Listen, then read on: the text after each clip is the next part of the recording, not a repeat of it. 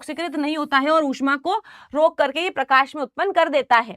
खत्म हो गए हैं फिजिक्स के क्वेश्चन, खत्म हो गए हैं फिजिक्स के क्वेश्चन। फटाफट से हम आ जाएंगे यहाँ पर, फटाफट से हम आ जाएंगे यहाँ पर केमिस्ट्री के क्वेश्चंस पर। तो केमिस्ट्री में बेटा बड़ा क्वेश्चन होता है, हर प्रकार का मैंने कवर कर लिया है, कोई भी सा भी पूछा जा सकता है। इनको संतुलित करना है यहाँ पर। तो एक हाइड्रोजन है, एक हाइड्रोजन और यहाँ पर 2, तो टोटल 3 हाइड्रोजन हो गए हैं। यहाँ पर 2 है, इधर 3 लगा दूंगी, 6 हाइड्रोजन हो जाएंगे। और इधर हम कितना लगा देंगे, इधर 2 लगाएं, इधर 2 लगाते हैं, है ना। ऑक्सीजन कितने हो गए, 2 3 6 6 + 2 8। इनको हम 4 कर लें क्या, हाइड्रोजन को हम 4 कर लेते हैं, ये बेटर रहेगा। 2 और 2 4 हाइड्रोजन, 4 हाइड्रोजन, 2 3 6 6 + 2 8, 2 3 6 6 + 2 8। ऑक्सीजन बैलेंस, एक कैल्शियम है ना, और 2 नाइट्रोजन है, यहां से 2 नाइट्रोजन है और यहां से 2 ऑक्सीजन तो बैलेंस कर ही दी थी।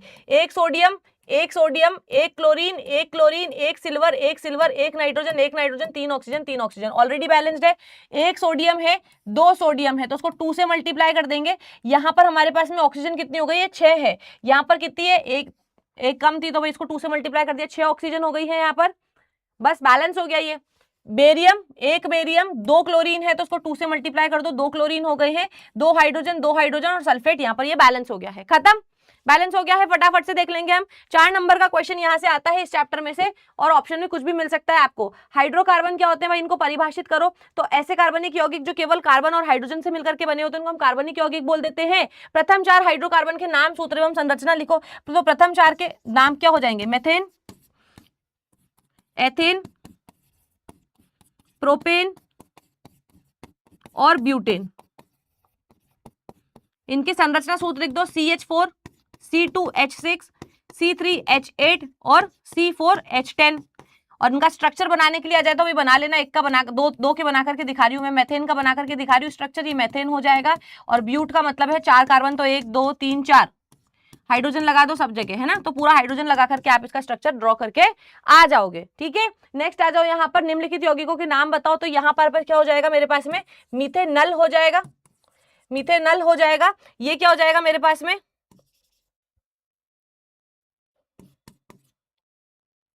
3 कार्बन है ना, तो प्रोप आइन हो जाएगा।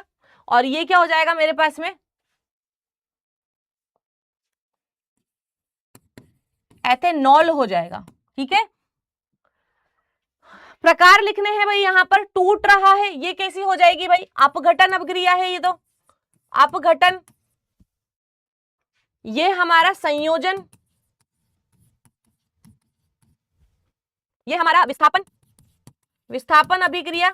और ये कैसी अभिक्रिया, 2 नंबर में भी दे सकता है आपको, ये कैसी हो जाएगी, द्विविस्थापन, द्विविस्थापन अभिक्रिया ये हो जाएगी। ये आपकी अवक्षेपण अभिक्रिया भी है, क्योंकि यहां पर बेरियम सल्फेट का श्वेत अवक्षेप बनता है।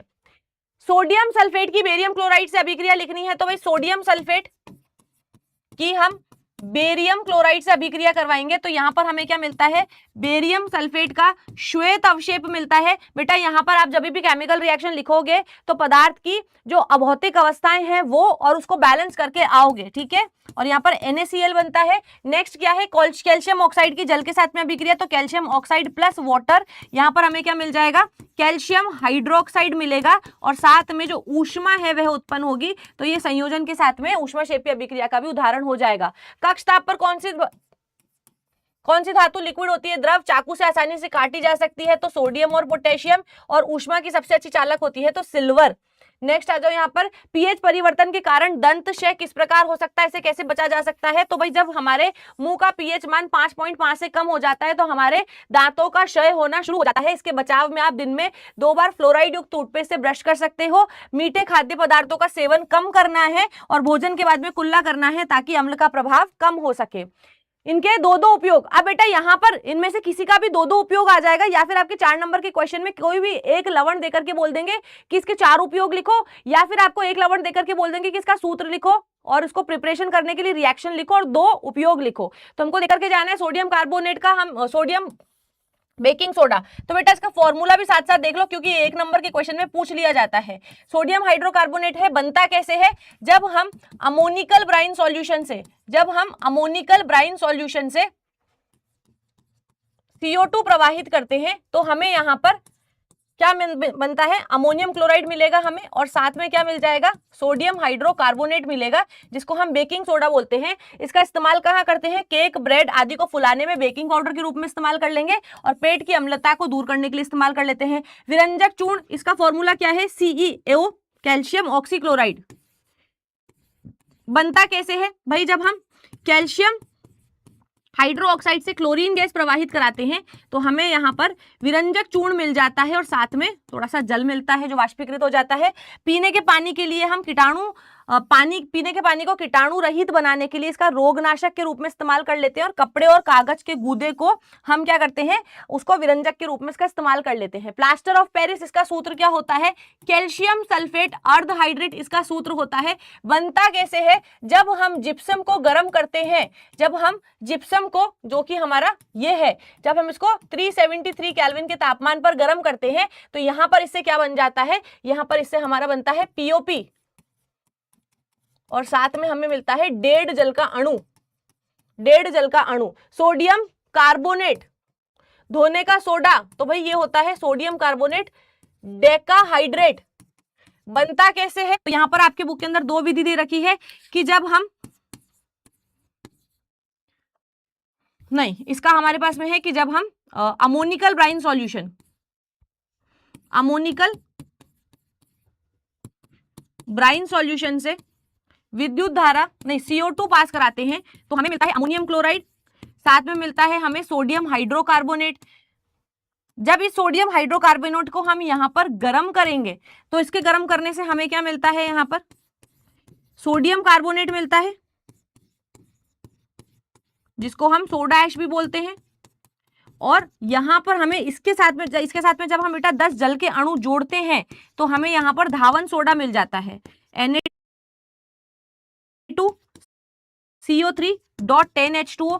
कि कहां इस्तेमाल करते हैं, जल की स्थायी कठोरता हटाने के लिए, कपड़े धोने, सफाई के अंदर इसका इस्तेमाल करते हैं। बस एथेन मेथेन कार्बोक्सिलिक अम्ल और एल्कोहल तथा प्रोपेन की इलेक्ट्रॉन बिंदु संरचना बनाओ, तो भाई यहां पर हम फटाफट से बना देंगे। कार्बन है, हाइड्रोजन है, एक इलेक्ट्रॉन की शेयरिंग है, एक इलेक्ट्रॉन की शेयरिंग है, ये बन गया है तुम्हारा मेथेन, है ना, ये बन गया है तुम्हारा मेथेन।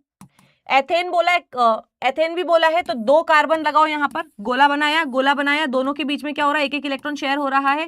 इधर हाइड्रोजन, एक इलेक्ट्रॉन बिंदु संरचना पक्का आएगा यहां पर, हाइड्रोजन, ठीक है, और यहां पर हमारे पास में एक और हाइड्रोजन। डन।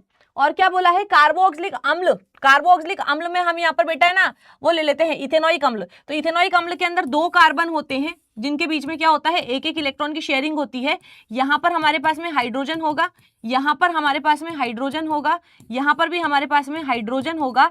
इधर क्या होता है, डबल बॉन्ड ऑक्सीजन, तो यहाँ पर क्या होगा, आपके 2 इलेक्ट्रॉन के जो पेयर है वो शेयर होंगे। यहाँ पर एक ऑक्सीजन होगा तो एक इलेक्ट्रॉन का पेयर शेयर होगा, और इधर हाइड्रोजन हो जाएगा, तो ये एथेनोइक अम्ल हो गया।